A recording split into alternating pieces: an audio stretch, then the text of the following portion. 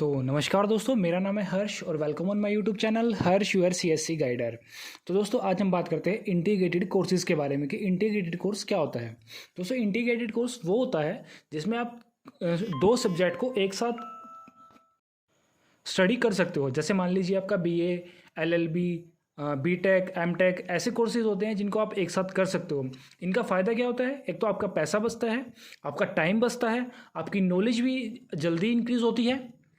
तो मैं आज एक छोटी सी वीडियो लेके आया हूँ इसी बारे में। तो इसमें आपको बताऊंगा कि इंटीग्रेटेड कोर्स होता क्या है, इंटीग्रेटेड कोर्स के फ़ायदे क्या हैं, इंटीग्रेटेड कोर्स में आप कौन से कोर्सेज कर सकते हो, और सीबीएलयू या एमडीयू आपको कौन से इंटीग्रेटेड कोर्सेज कराती है। तो चलिए दोस्तों वीडियो को शुरू करते हैं। सबसे पहले हम बात करते हैं कि इंटीग्रेटेड कोर्स होता क्या है। तो दोस्तों इंटीग्रेटेड कोर्स दो कोर्सेज का कॉम्बिनेशन होता है। जैसे इसमें आपको दो कोर्सेज मिल जाते हैं एक साथ करने के लिए। जैसे मान लीजिए आपने बीए करनी है 3 साल की, और आपको बीए के बाद एलएलबी करनी है जो कि वो भी 3 साल की होती है। लेकिन इसमें क्या होता है, बीए प्लस एलएलबी आपकी 6 साल से घट के 5 साल की हो जाती है। साथ में दोनों सब कोर्सेज का आपका सिलेबस चलता रहता है, जिससे आपकी नॉलेज भी बढ़ती है और आपके पास ज़्यादा चांसेस होते हैं जॉब के लिए।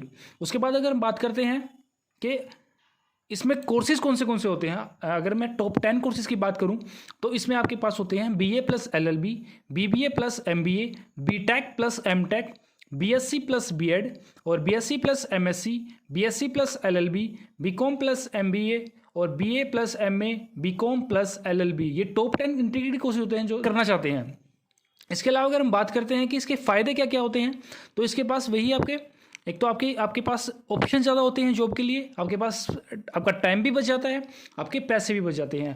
अपॉर्चुनिटीज़ कैसे होती है आपके पास? मान लीजिए आपके पास आप 2 कोर्सेज एक साथ कर रहे हो। जैसे मान लीजिए एग्जांपल के लिए कि आप बीए एलएलबी दोनों एक साथ कर रहे हो, आपका सिलेबस दोनों का साथ चला हुआ है, तो बेसिक सी बात है कि आपकी नॉलेज ज़्यादा बढ़ेगी, आपके पास ज़्यादा ऑप्शन होंगे, आप जल्दी जॉब कर सकते हो।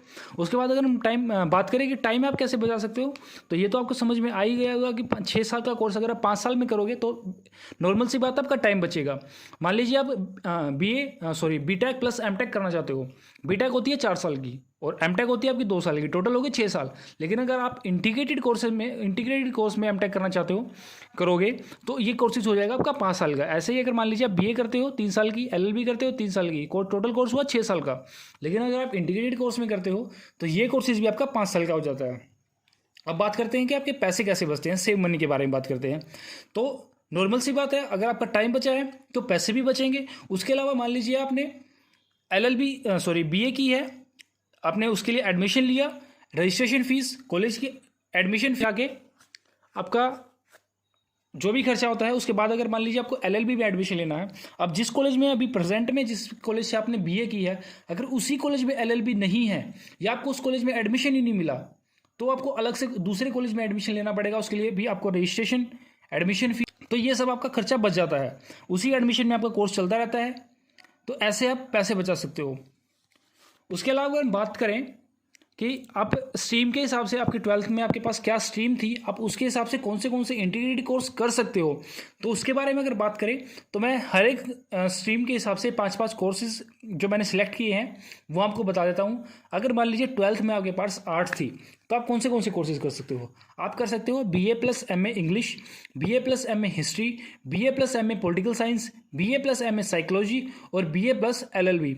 अगर आपके पास 12th में कॉमर्स थी तो आप कर सकते हो BBA plus MBA, BCom plus LLB, BCom plus CIMA, BCom plus CMA, BCom plus ACCA.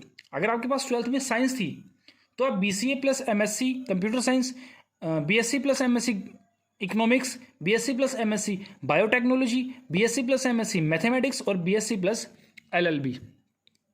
इसके बाद अगर हम बात करते हैं कि आप एडमिशन का इसका क्या प्रोसेस होते हैं, तो सबसे पहले आपको, जैसे मान लीजिए आपके कैंपस के जब भी रजिस्ट्रेशन निकलते हैं, रजिस्ट्रेशन करा लिया। रजिस्ट्रेशन के बाद आपका 2 बेसिस पे एडमिशन होता है, या तो एंट्रेंस बेस पे या फिर मेरिट बेस पे।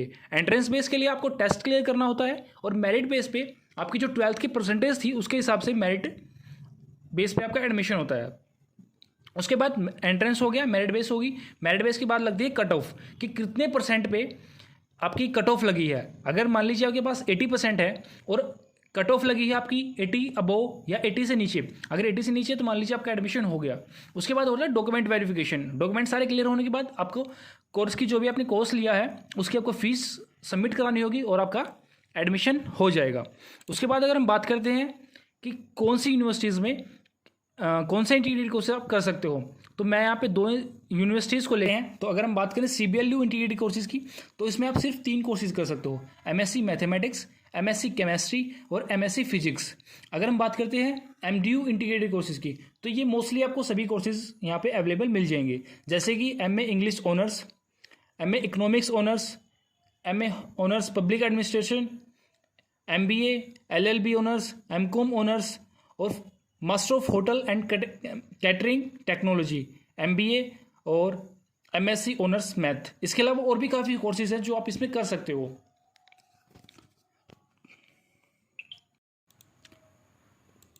तो दोस्तों ये थी एक छोटी सी वीडियो इंटीग्रेटेड कोर्सेज के बारे में। आई होप कि आपको वीडियो पसंद आई होगी। अगर वीडियो पसंद आई है तो इसे लाइक कीजिए, चैनल को सब्सक्राइब कीजिए और वीडियो को ज़्यादा से ज़्यादा शेयर कीजिए।